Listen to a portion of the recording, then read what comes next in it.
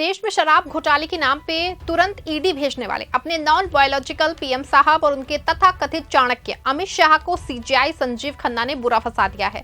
संजीव खन्ना ने अरुणाचल में हुए एक कथित स्कैम के मामले में मोदी सरकार को लताड़ लगाते हुए सख्त निर्देश जारी किए हैं। इस निर्देश के बाद दिल्ली से लेकर के अरुणाचल प्रदेश तक हड़कंप मचा गया है। एक और जहां अरुणाचल के बीजेपी सीएम पे स्कैम के गंभीर आरोप लगा रहे हैं, दूसरी ओर केंद्र सरकार का गृह और वित्त विभाग भी निशाने पे है। संजीव खन्ना ने कैसे कथित स्कैम पे मोदी शाह को फंसा दिया है और कौन सा ऐसा आदेश दिया है जिससे हड़कंप मच गया है, ये सब कुछ हम आपको अपनी इस रिपोर्ट में बताने वाले हैं। साथ ही इस पर भी आएंगे कि अरुणाचल के कथित शराब घोटाले पे ईडी जो है वो क्यों भेजी गई है। नमस्कार, आप देख रहे हैं 4 PM और मैं हूं आपके साथ सिमरन। दोस्तों, देश में कई प्रदेश दिल्ली, छत्तीसगढ़ और तमिलनाडु में कथित शराब घोटाले की बातें सामने आई हैं। इसमें सबसे रोचक ये रहा कि जैसे ही घोटालों की बातें सामने आई, ये भी कह सकते हैं कि इन घटनाओं के सामने आने में ईडी का बहुत अहम रोल रहा। इस कथित घोटाले के लिए ईडी ने अपनी पूरी जी जान लगा दी है। खास तौर से अगर छत्तीसगढ़ और तमिलनाडु की बात की जाए तो पूरी जोर आजमाइश के बाद भी अभी तक कुछ खास हासिल नहीं कर सकी है। लेकिन अब इस बेचारी ईडी को अरुणाचल में स्कैम नहीं दिखाई देता है, शायद इसीलिए कि यहाँ अपने सूट बूट वाले पीएम साहब की पार्टी की सरकार हो। आपको बता दें कि अरुणाचल में एक बड़े स्कैम का मामला आए काफी दिन हो चुका है, लेकिन अभी बेचारी ईडी को इसे देखने का टाइम नहीं है। मामला हाईकोर्ट से सुप्रीम कोर्ट तक पहुंच गया है, लेकिन ईडी ने इसकी सुध नहीं ली है। अब ऐसे में सवाल है कि क्या ईडी सिर्फ गैर बीजेपी राज्यों में ही काम करती है? आखिर कौन सी वजह है कि ईडी ने अरुणाचल में कथित शराब घोटाले में जांच नहीं की? पहले तो इस मामले को हाईकोर्ट ने खारिज कर दिया, लेकिन जब यह मामला सुप्रीम कोर्ट पहुंचा तो इस मामले की सुनवाई शुरू हुई है। बल्कि न सिर्फ अरुणाचल के सीएम पेमा खांडू पूरी तरह फंसते दिखाई दे रहे हैं, बल्कि केंद्र सरकार की भी इस मामले में गजब वजीहत होती दिखाई दे रही है। आपको बता दें कि अरुणाचल के कथित घोटाले पे सीजीआई संजीव खन्ना के सख्त निर्देश जारी हो गए हैं। इस बात की दलील है कि कहीं न कहीं दाल में कुछ ना कुछ तो काला है ही। आपको बता दें कि अरुणाचल के कथित स्कैम में सुप्रीम कोर्ट के जज CGI Sanjeev Khanna, justice PV Sanjay Kumar और जस्टिस KV विश्वनाथन की खंडपीठ ने सुनवाई की है। सीजीआई संजीव खन्ना की जो बेंच है, उन्होंने न सिर्फ अरुणाचल के सीएम पेमा को कटघरे में खड़ा कर दिया है, बल्कि मोदी सरकार के गृह और वित्त मंत्रालय को भी बुरा फंसा दिया है।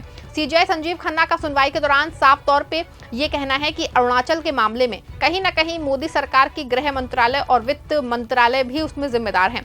सीजीआई संजीव खन्ना ने कहा कि मोदी के दोनों विभागों पे एक रिपोर्ट दायर करके स्पष्टीकरण देने को कहा है।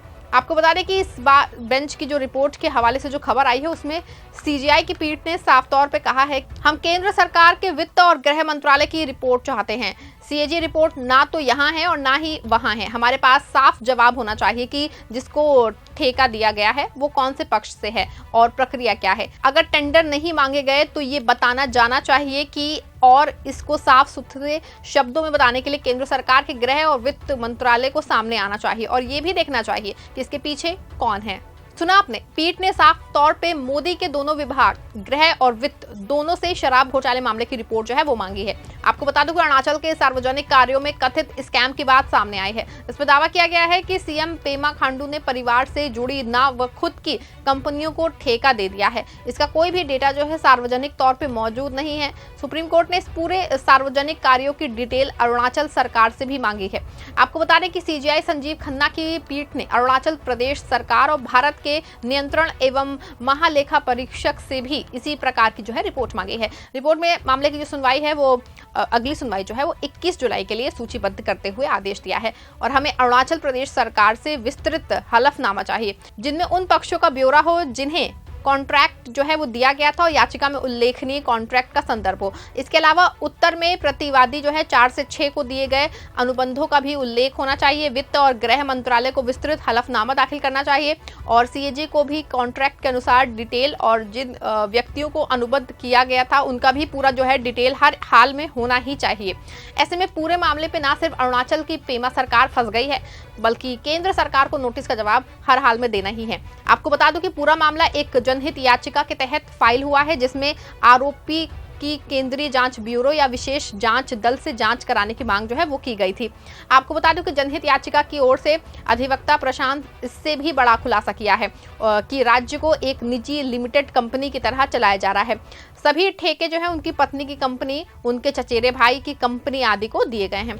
आपको बता दूं कि अपने पीएम साहब जीरो टॉलरेंस की बात करते हैं। वैसे तो संसद हो या फिर पॉडकास्ट खुद को और अपनी सरकार को बहुत नेक नियति से काम करने वाला बताते हैं, लेकिन इस अरुणाचल के मामले में वो बुरा फंस गए हैं। आपको बता दो कि वैसे तो देश की ईडी कई राज्यों में बिना शिकायत के ही शराब घोटाले खोलने में पहुंच जाती है, लेकिन अरुणाचल में वो अब तक क्यों नहीं गई, ये अपने आप में एक सवाल है कि नहीं है। जबकि होना तो ये चाहिए ना था कि जिस तरह से दिल्ली में शराब घोटाले के बाद एक मंत्री पर आरोप लगाते हुए सीधे सीएम की कुर्सी तक पहुंच गई थी, ठीक उसी तरह से उनको अरुणाचल में भी यही करना चाहिए था।